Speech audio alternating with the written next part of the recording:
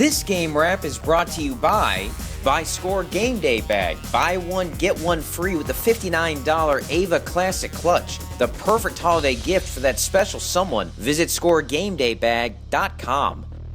By San Antonio Masonry and Steel. By Cat 5 Graphics, your t-shirt source. By Smash Mouth Football, fight for the win. And by... Hi everyone, Mr. Bowtie here. Thank you so much for checking out my content and my channel. Now make sure you bang home that red subscribe button on YouTube so that way you can stay up to date on the latest content from around the area that you won't find anywhere else. And follow me on Twitter at Mr. Bowtie 1982. Thank you so much and enjoy the show.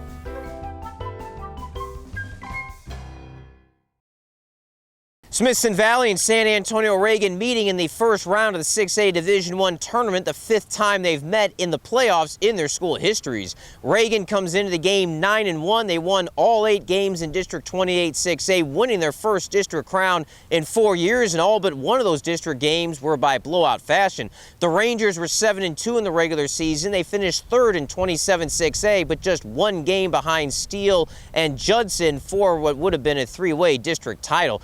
Valley actually beat Judson last week, and both of Valley's losses are by a total of 7 points, so the Rangers and Rattlers meeting up should be another coin flip game, just like most of their previous 4 meetings. The only time Reagan has beaten Smithson Valley in the playoffs was in 2014, which, by the way, was the last time Reagan won a playoff game as a district champion. Let's take you inside Hero Stadium and check out all the action.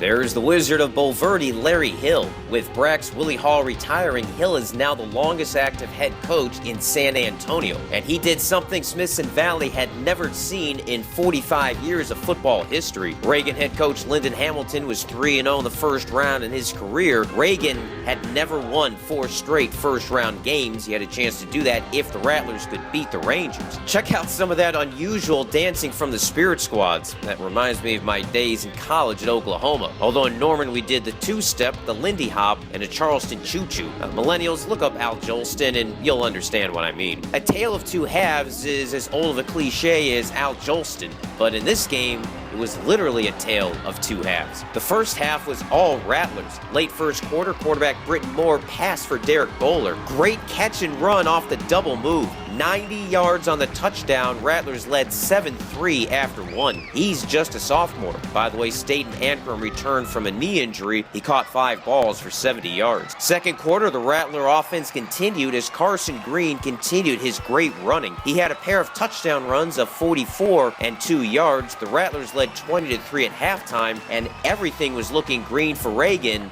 and blue for Smithson Valley. No, halftime speeches are overrated, and we don't, I mean, they are. You know, it's really more a question of layering off. We've got to execute better. We've got to do what we do better than they do what they do.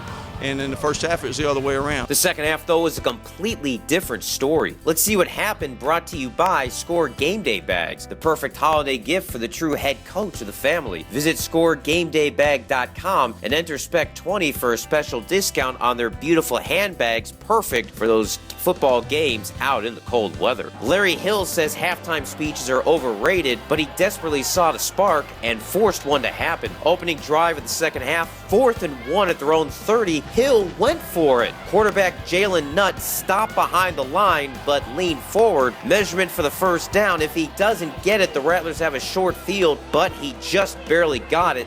Less than the nose of the football, and the drive continued. At first I didn't think we made it, but I saw the ref point towards our way, and I knew it was over from there. The decision to go for it was easy. I mean, not easy, but I mean, we had to do something. You know, we just hadn't done anything. Now, when they stretched the chains, I didn't want to look, you know, and but we got just enough. That seemed to spark us a little bit. That drive set a spark, and things were never the same again for either team. Later in the drive, 4th and short at the Reagan 10, Hill passed on a field goal attempt. Nutt this time gets the first down pretty comfortably. He eventually scored to get Smithson Valley back in the game after a 14-play, 8-minute drive. Rattlers, though, still in good position, up 20-10. There's the old rock song, "You can't start a fire without a spark." If the fire wasn't started after those 4th down conversions, it was turned into into a raging inferno quickly thereafter. David Hoyos in his playoff debut picked off Moore's overthrow and ran it back for a touchdown, and very quickly it was 20-17. 2 touchdowns in barely 90 seconds. It changed. It was amazing. It gave us momentum and everything. What'd you see on your 2 interceptions, starting with the pick 6?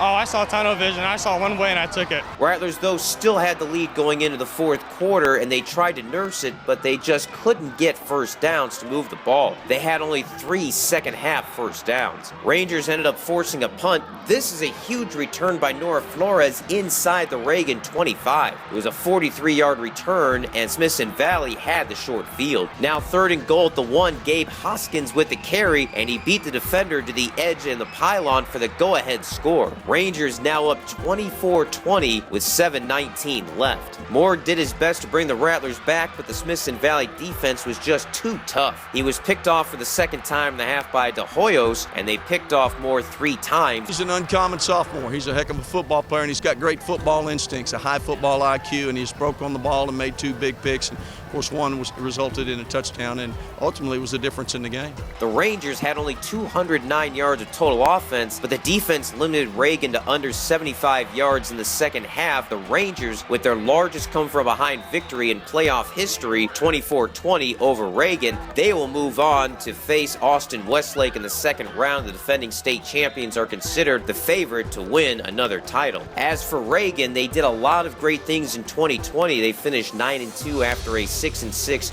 2019 campaign. They'll bring a lot of youth back in 2021 as they will attempt to defend their district title. Reporting from Hero Stadium, I'm Greg Sherman.